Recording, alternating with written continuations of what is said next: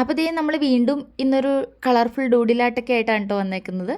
ഇന്ന് നമ്മൾ ചൂസ് ചെയ്തേക്കുന്ന പാറ്റേൺ എന്ന് പറയുന്നത് ഒരു ടിയർ ഡോപ്പ് പാറ്റേൺസ് ആണ് കേട്ടോ.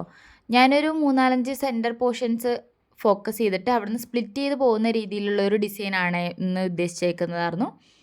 അപ്പോൾ ദേ അതിന് വേണ്ടിയിട്ട് ഞാൻ ആദ്യം ഒരു 3-4 പോയിൻറ്റ്സ് ഇട്ട് കൊടുത്തു, മിഡിൽ പോയിൻറ്റ്സ്. എന്നിട്ട് അവിടുന്ന് പല രീതിയിൽ ടിയർ ഡോപ്പ് ഷേപ്പിൽ പോലത്തെ ഒരു ഷേപ്പാണ് ഞാൻ വരച്ചു കൊടുത്തത്. ഫുള്ളായിട്ട് ആ പേജ് ഫുള്ളായിട്ട് ആ സെയിം ഡിസൈൻ പാറ്റേൺ തന്നെയാണ് ഞാൻ കൊടുത്തേക്കുന്നത് കേട്ടോ.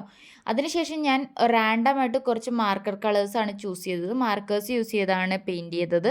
നമുക്ക് ഇഷ്ടമുള്ള കുറച്ച് കളേഴ്സ് യൂസ് ചെയ്തു. ഞാൻ അതിനെ റാൻഡമായിട്ടാണ് വരച്ചു കൊടുത്തേക്കുന്നത്. അവിടെ ഇവിടെയൊക്കെ ആയിട്ട് നമുക്ക് ഇഷ്ടമുള്ള പോലെ ചുമ്മാ അതിലേയും കൊണ്ടുപോയി കുത്തി വരച്ച് അതിൽ കളർ അടിച്ചു കൊടുത്തു.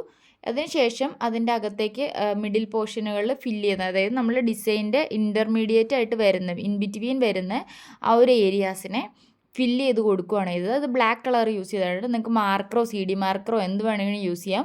ഞാൻ മാർക്കേഴ്സൊക്കെ ഇച്ചിരി കൂടി ഇങ്ങനെ സ്പ്ലിറ്റായി പോകുന്നത് പോലെ തോന്നിയത് കൊണ്ട് ഞാൻ ബോൾ പെൻസാണ് യൂസ് ചെയ്തത്. ബോൾ പെൻസ് യൂസ് ചെയ്ത് അതിൻ്റെ അകത്ത് ഞാൻ ഫില്ല് ചെയ്ത് കൊടുക്കുകയാണ് കേട്ടോ ചെയ്തത്. അങ്ങനെ അത് ഫുള്ളായിട്ട് എല്ലായിടത്തേക്കൂടെയും ഫില്ല് ചെയ്ത് കൊടുത്തു. ആ ടിയർ ഡോപ്പ് ഷേപ്പ് മാത്രം അവിടെ ഫോക്കസ് ചെയ്ത് നിർത്തിയിട്ട് ബാക്കി ഫുൾ ഫില്ല് ചെയ്ത് കൊടുത്ത് കഴിയുമ്പോൾ ഇതാണ് കേട്ടോ നമ്മുടെ ഒരു ഫൈനൽ ലുക്ക് വരുന്നത്. അപ്പോൾ നിങ്ങൾക്ക് ഇഷ്ടമായില്ലേ എന്നുള്ളതൊക്കെ കമൻറ്റ് ചെയ്യണേ. അപ്പോൾ അത്രയേ ഉള്ളൂ നമ്മുടെ ഇന്നത്തെ വീഡിയോ. Bye bye.